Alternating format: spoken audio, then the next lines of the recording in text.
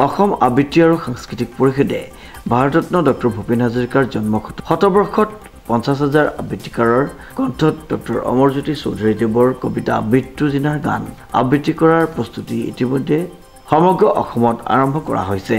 যোৰহাট জিলা অসম আবৃত্তি আৰু সাংস্কৃতিক পৰিষদে ৰয়েলক হাইস্কুলত শতাধিক উপস্থিতিয়ে এই কবিতা আবৃত্তি শুভাৰম্ভ কৰা হয়।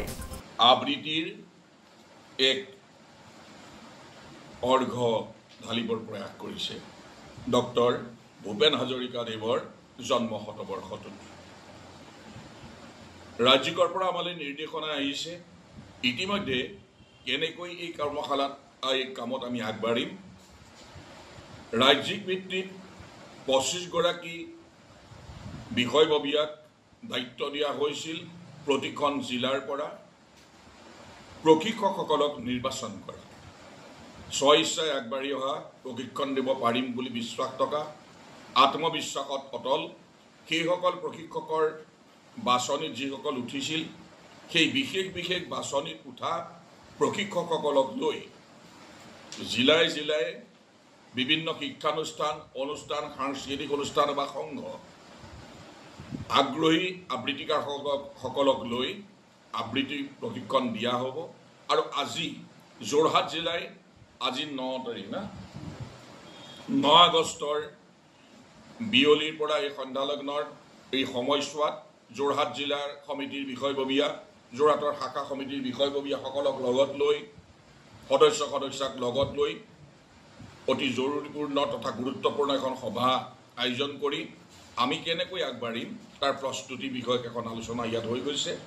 আৰু ইতিমধ্যে আমাৰ ৰণুৱা বুলি ক'বৰ মন গৈছে, ৰণুৱাসকলে কঁকালত টঙালি বান্ধিছে।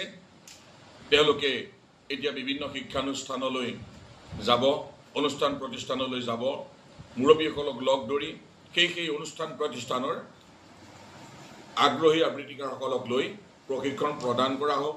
প্ৰশিক্ষণ প্ৰদানৰ অন্তত আমি জিলা সমিতিৰ পাৰৰ পৰা প্ৰতিটো শাখাই আমি এবাৰ দৃষ্টি দিম কেনেকৈ আগবাঢ়িছে আৰু এটা চূড়ান্ত স্পৰ্শ দিম, ফাইনেল টাচ যিটো কোৱা হয়, চূড়ান্ত স্পৰ্শ দি ভুল ত্ৰুটিবোৰ শুধৰণি কৰি একেলগে একেখনি আকাশৰ তলত ৰাজ্যিক কমিটিয়ে ছেপ্টেম্বৰ মাহত নিৰ্ণয় কৰি দিয়া দিনটোত নিৰ্দিষ্ট সময়ত যোৰহাট জিলায়ো সমগ্ৰ অসমতে ঘড়ীৰ কাটাৰ ছেকেণ্ডৰো ইফাল সিফাল নোহোৱাকৈ একে সময়তে নিনাদিত হ'ব, আকাশ বতাহ মুখৰিত হ'ব ডক্টৰ অমৰজ্যোতি চৌধুৰী কাব্যসিন্ধু অমৰজ্যোতি চৌধুৰী ছাৰৰ সেই যুগজয়ী কবিতা মৃত্যু চিনাৰ। জিলা সভাপতি প্ৰকাশ বৰপূজাৰী, জিলা সম্পাদক শফিকুল ইছলাম, জিলা আৰু শাখা সমূহৰ বিষয়ববীয়া সদস্যসকল আৰু নতুনকৈ স্বীকৃতিপ্ৰাপ্ত এই কবিতাৰ প্ৰশিক্ষক তথা সমন্বয়ক উপস্থিত থাকে। নমস্কাৰ। অসম আবৃত্তি আৰু সংস্কৃতি পৰিষদৰ ডক্টৰ ভূপেন হাজৰিকাদেৱৰ জন্ম শতবৰ্ষ 2025 চনটো তেখেতৰ জন্ম শতবৰ্ষ উপলক্ষে তেখেতক শ্ৰদ্ধা জনাবলৈ অসম আবৃত্তি আৰু সংস্কৃতি পৰিষদৰ বিশাল আৰু বিশেষ আয়োজন 50,000 আবৃত্তিকাৰক একত্ৰিত কৰি ডক্টৰ অমৰজ্যোতি চৌধুৰীদেৱৰ মৃত্যু দিনাৰ গান কবিতাটি আবৃত্তি কৰাৰ প্ৰস্তুতি আৰম্ভ হৈছে। ইতিমধ্যে বিভিন্ন জিলাত আৰম্ভ হৈছে। আমাৰ যোৰহাট জিলাতো এই প্ৰস্তুতি আৰম্ভ কৰিছোঁ। আমি যোৰহাট জিলাৰ এই আবৃত্তি আজি আনুষ্ঠানিক শুভাৰম্ভ কৰা হয়। এই আবৃত্তি 4টা পৰ্যায়ত আমাৰ 4টা দিন ধাৰ্য কৰা হৈছে।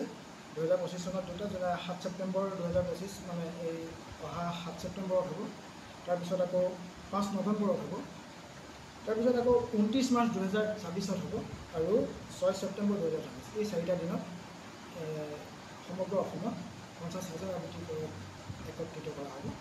যোৰহাট জিলাই তাৰ বাবে আজি প্ৰস্তুতি আৰম্ভ কৰিলোঁ। আমি সকলোকে অনুৰোধ জনাওঁ, ইয়াত 18 বছৰৰ ওপৰত যিকোনো বিদ্যালয়, মহাবিদ্যালয়, অনুষ্ঠান প্ৰতিষ্ঠান, বিশ্ববিদ্যালয়, যিকোনো সংবাদ সেৱী অনুষ্ঠান, যিকোনো অনুষ্ঠানত বা যিকোনো গোট সংঘ সকলোৱে আমাৰ লগত যোগাযোগ কৰিব পাৰিব।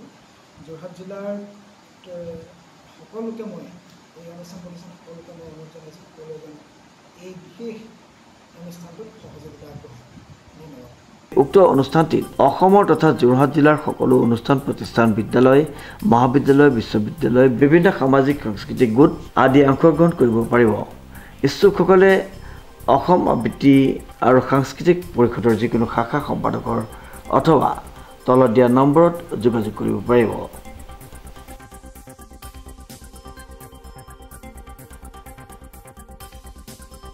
Bureau report news now